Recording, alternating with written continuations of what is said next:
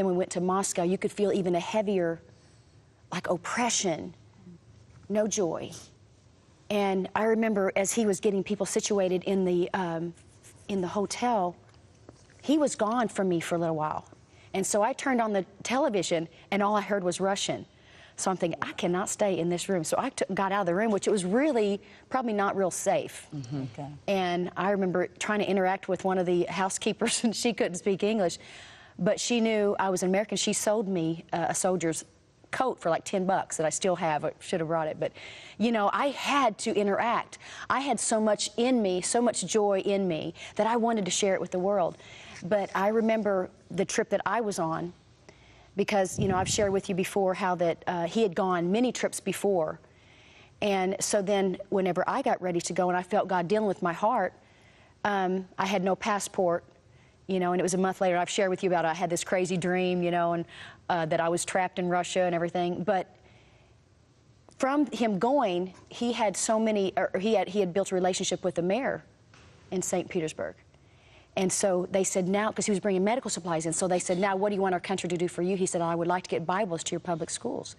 And he said, that would be wonderful. Would you come back and teach the Bible in our public schools? So then he went back and done that. Well, then, after he had that opportunity, they said, now, would you come back and hold a service in our schools?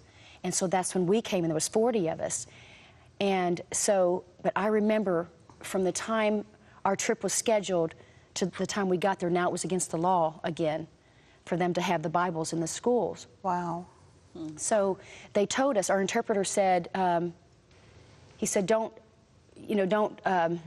think anything. He said, but you won't see any emotion. You know, like when you sing or when you preach, don't expect any emotion. And so do you know what? Whenever we began to sing, and I remember singing the song, I've Been Delivered. Remember that Carmen song years ago? I've been delivered by the hand of the Lord. And of course, I was just with everything I had, you know, and you weren't really seeing response. And then pretty soon you saw someone, and they were looking around because they could feel something. How does the song go? I've been delivered. No, sing it. Okay, I don't even know if I remember all that. Okay, it it says, doesn't matter. That's all right. Yeah, the hold the devil had on me, he ain't got no more, or whatever. I've been delivered by the hand of the Lord. Upbeat song. Yeah, it's really upbeat. And so whenever Rick had the minister get up and speak, and he said, Rick told him, he said, look, I know we can't have the word of God in here, because when they met us at the door, soldiers made sure we didn't have any word. We had candy, and we could give that away, but now it had already changed. As a matter of fact, when we first got into Russia, when Rick made his contacts, they said, you know, we can't have the Bibles in the school, so he had to reroute everything. So, but anyway, whenever the minister got up, he didn't have a Bible, and he said, tonight I want to tell you a story. It's called Mary's Little Lamb. And so obviously he told about Jesus and Mary, you know, just Jesus coming into the world, and they understood. And all of a sudden, when the altar call was made, there were hundreds that stood. But even before that, when we were praising, they had never lifted up their hands. They worshiped quietly. Many of these worshiped underground or in the woods. They would tear off pages of their Bible, and then they would pass them to each family. They would memorize them, and then they would trade them.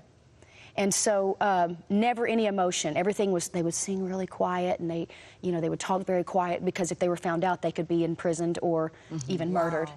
And so, as a matter of fact, our contact, his father, was murdered for the gospel.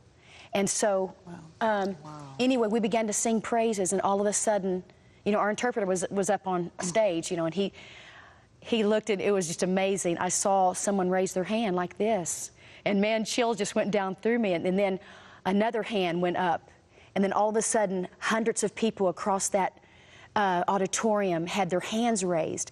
They took hands. They didn't know why. They just felt something. They felt and experienced the joy of the Lord that was taken from them.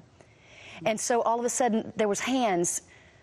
They all had hands, and they began to wave like this. And tears were dripping down their face. Like what you saw? Make sure to comment and like below. Hit that subscribe button for more content uploaded weekly.